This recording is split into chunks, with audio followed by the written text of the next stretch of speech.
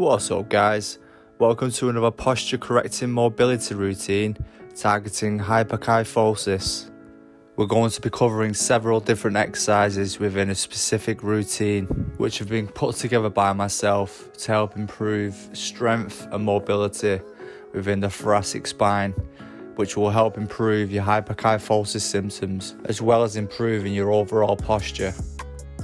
Hyperkyphosis is a term used to describe when a person has excessive curvature of the thoracic spine, which can be caused by a number of different reasons, one of which may be slouching when you're seated and not being conscious of your posture. Also, mobile phones have a lot to answer for, as when people are looking at the phones, they're usually tilting their head forward, which is going to reinforce bad posture. Some cases are more severe than others, as people suffering with Sherman's and congenital kyphosis should confer with a doctor or physician before taking part in any form of exercise. Okay, so let's begin with the routine.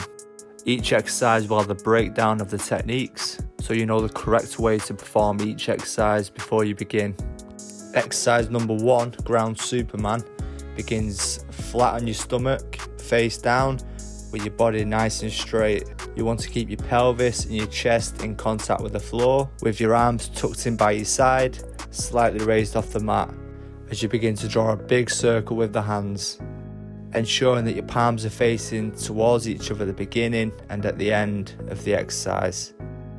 So now you know the techniques in your own time. We're going to be performing the exercise nice, slow and controlled, and counting your repetitions, aiming for between 5 and 8.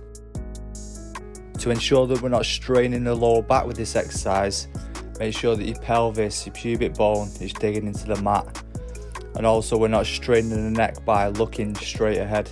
Keep your gaze straight down to the floor and just go through the range of motion as far as you can, aiming to improve range of motion with each repetition.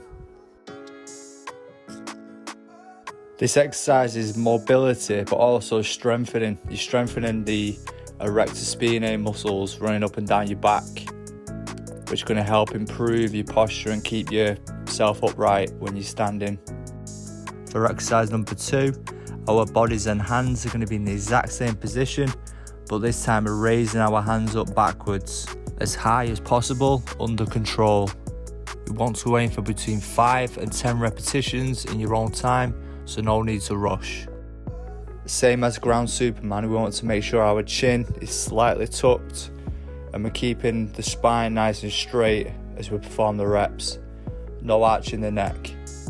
Keeping the core braced the whole time, aiming to improve range of motion.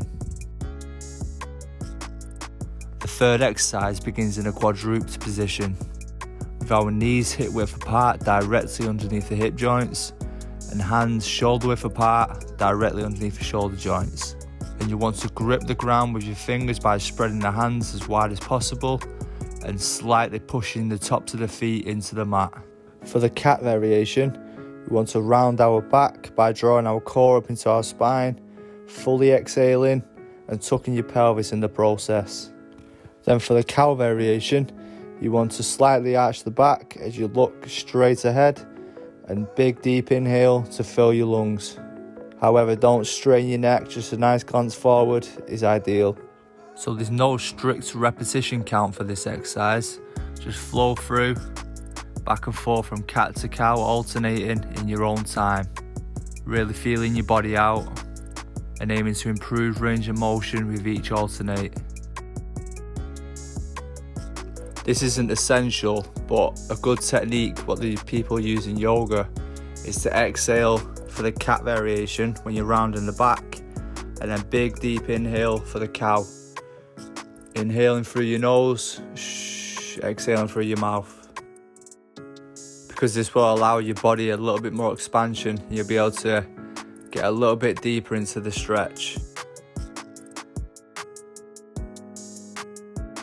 Okay, we're just going to perform a couple more repetitions, or you could even do this last one really slowly, just feeling your body out, feeling what feels right for your body, as everyone's unique.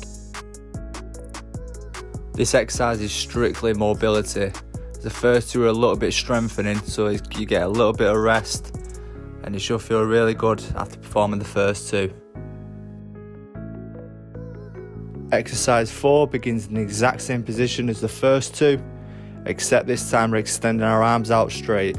With our body in a complete straight line, we want to raise the opposite arm to opposite leg.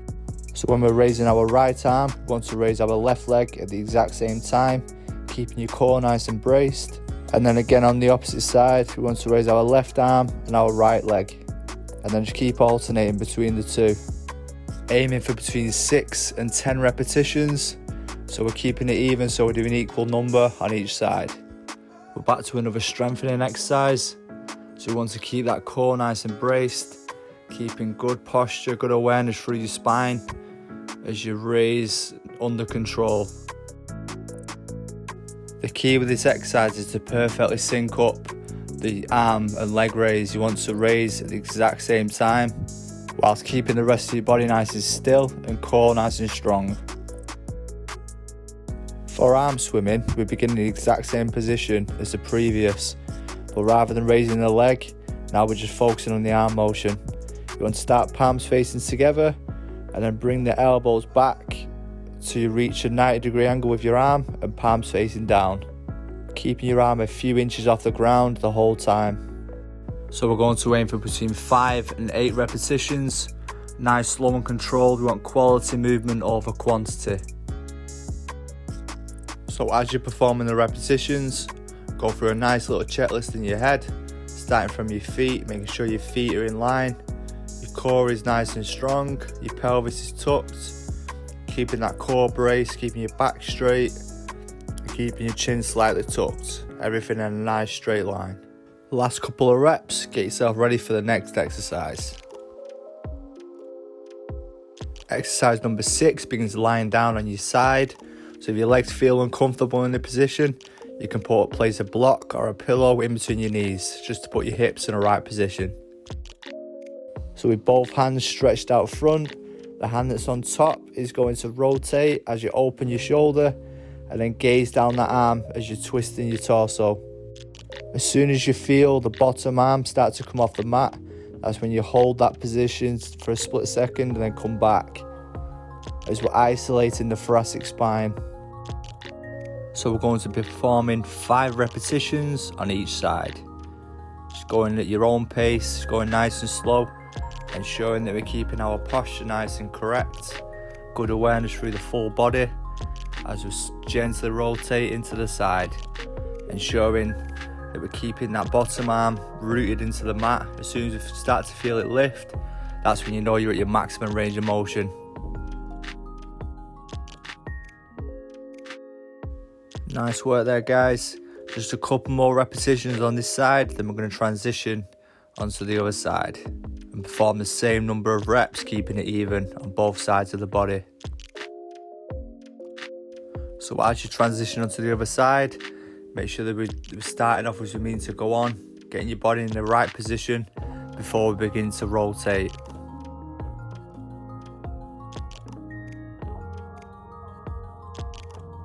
So just gauge out your body with the first couple of reps, figure out where your end range of motion is without straining, without forcing, and then aim to gently build on that range of motion.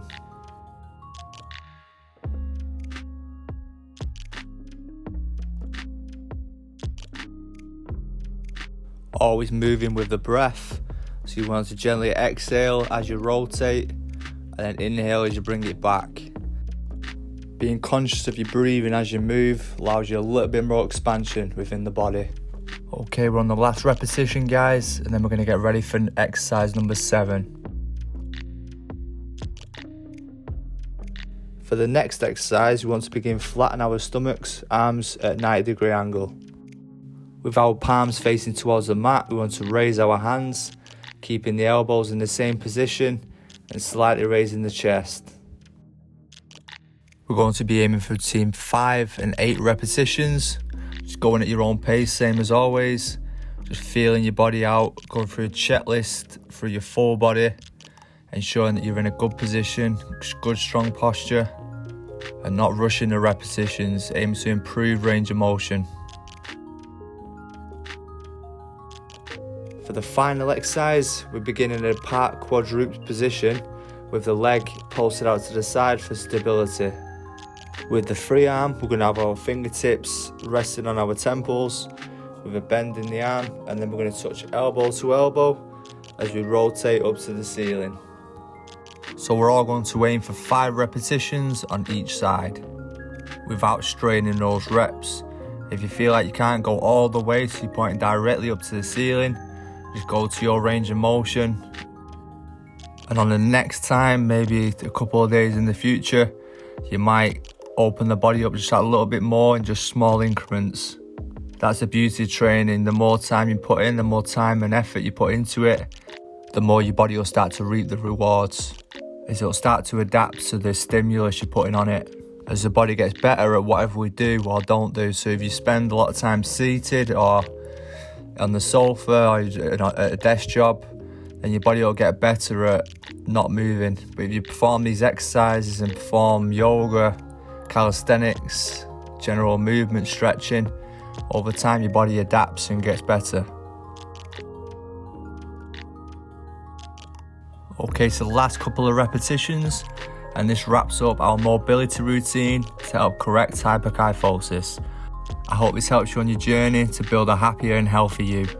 And be sure to continue with the training and look out for more content, as I'm always publishing and posting new videos on new subjects, a lot about mobility, so keep your eyes peeled. Alright guys, take care.